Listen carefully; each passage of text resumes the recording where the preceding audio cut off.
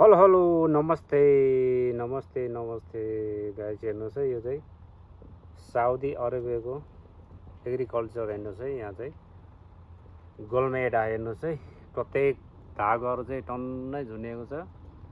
एउटा बोटको लागि एउटा चाहिँ यो चाहिँ लुप गर्नको लागि है गाइस। र अन्य जानकारीको लागि सुन्नुहोला। साउदी अरबको कृषिमा गोलमेडाको खेतीको अवस्था यसको परम्परागत खेतीमा पानी आवश्यकता र उपलब्ध भूगोल तथा मरुभूमि अपनाइने आधुनिक प्रविधि आधारमा हेर्न सकिन्छ।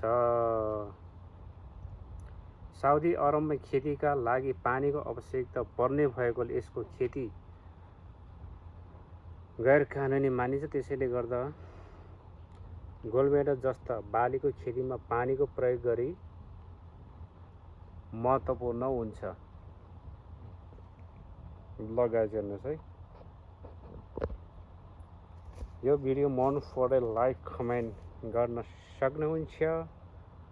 आजलाई यतिकै बन्द गर्न सक्छु। धन्यवाद।